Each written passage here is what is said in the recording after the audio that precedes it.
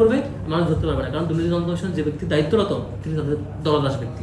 তারপর তারা চায় যে হচ্ছে আপনার এই যে মহা হিসাব নিরীক্ষক এবং নিয়ন্ত্রক যেগুলো থাকবেন, সেখানে তাদের টোটাল সিস্টেমটা যদি তারা গণভোটের রায়টা মানে, অর্থাৎ তাদের নোট অফ ডিসেন্ট ছিল, বিএনপির বিরোধিতা ছিল, ঠিক আছে, গণভোটে 70% মানুষের পরিচয় বিজয়ী হয়েছে, যদি মানে তারা এখানে আটকে যাবে। তাদের হিসাব রক্ষক কেমনভাবে দিতে হবে যে তাদের মনোমত না হয়তো সবার সম্মিলিত সিদ্ধান্ত দিতে হবে, নির্দিষ্ট প্রক্রিয়া মেনে দিতে হবে, তখন তারা আটকে যাবে।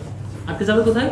যে তারা দুর্নীতি করবে, তারা ধরা যাবে, অডিটে ধরা যাবে, বিভিন্ন জায়গায় ধরা যাবে, বিভিন্ন পক্ষে ধরা যাবে। এভাবে করে তাদের প্ল্যান হচ্ছে মূলত একটাই, যে আবার ফেসিবাদ হতে চাওয়া। এখন তারা আবার বারবার বলছে জুলাই জাতীয় সনদ মানবো, কিন্তু গণভোট মানবো। এই পয়েন্টটা কেন? কারণ হচ্ছে জুলাই জাতীয় সনদের নিচে একটা পয়েন্ট আছে যে যেসব কোনো দল যদি ক্ষমতায় আসেন, কোনো দল ক্ষমতায় আসলে তাদের সংখ্যাগরিষ্ঠতা যদি তারা এই সুযোগটা পাচ্ছেন, তারা চাইলে তাদের মতো করে চেঞ্জ করতে পারবেন, তারা চাইলে তাদের মতো করে এটা চেঞ্জ করতে পারবেন, বা হচ্ছে তাদের যে ম্যান্ডেট আছে সেই ম্যান্ডেট কাজে লাগাবেন।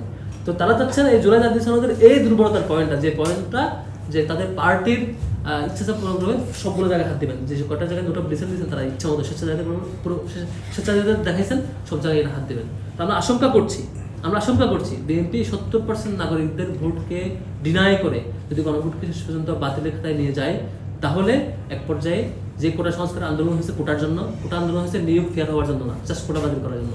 বিএনপি এখন উল্টাটা চাচ্ছে, শুধু কোটা না, পুরো পিএসসিটাই তারা কন্ট্রোল করবে। তারা চায় পুরো দুর্নীতি করবে, দুদক ধরবে না, দুদককে তারা কন্ট্রোল করবে। তারা ব্যাংক লুটপাট করবে, তারা টাকা লুটপাট করবে, তারা অডিটের সিস্টেম, ফাইন্যান্সের সব সিস্টেম তারা কন্ট্রোল করবে। তারা এটাই চায়, যে এটা দেশে চায়। তাহলে মনে রাখতে হবে যে আওয়ামী লীগ ক্ষমতায় আসার পরে তারা মনে করছে তারা সব কিছু তারা অল্প অল্প জায়গায় মানে ধীরে ধীরে 15 বছর সময় নিয়ে চেঞ্জ করেছে এবং ফেস্টিভাল হয়েছে। আর বিএনপি যেটা চায় যে অল্পতেই তারা এক সিস্টেমে গণভোটকে বাতিল করে দিয়ে তারা এই জায়গায় যাবে।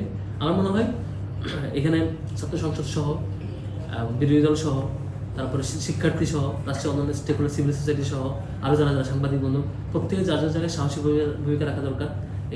এই দলের ফেস্টিভাল হতে যাওয়ার স্বপ্নের জায়গায় যে টেকনিক্যাল জায়গাগুলো জনগণকে বিভ্রান্ত করে যে চেষ্টাটা করছেন, বারবার বলছেন জুলাই সনদ মানবো বলে কনফিউশন রাখার চেষ্টা করছে, অথচ যে গণভোটে পাস হওয়া 70% নাগরিকের সম্মতিতে একদম পাস হওয়া জিনিসটাকে তারা ভায়োলেট করার চেষ্টা করছে। সেই জিনিসটা মানুষের কাছে ক্লিয়ার করা এবং আন্দোলনে গিয়ে বা যে প্রক্রিয়া সরকারকে বাধ্য করা দরকার, সে প্রক্রিয়া আমাদের যেতে হবে নিশ্চয়ই। সংবিধানে বাংলা সংবিধান দেখানো হচ্ছে, সংবিধানে বলা হচ্ছে পিপলস উইলটাই সবচেয়ে বড়, জনগণের অভিপ্রায়টাই সর্বোচ্চ আইন। বারবার সংবিধানের এটা একটা মূল জায়গা, যে জনগণের ইচ্ছাই রাষ্ট্রের সর্বোচ্চ আইন, যেখানে জনগণের ইচ্ছা প্রকাশ ঘটবে কেমনে? নিশ্চয় ভোটের মাধ্যমে। 70% ভোটের মধ্য দিয়ে 70% নাগরিক ভোট দিয়ে তার পিপলস উইলটা বই প্রকাশ করছে। এর চাইতে বড় কোনো আইন হতে পারে না।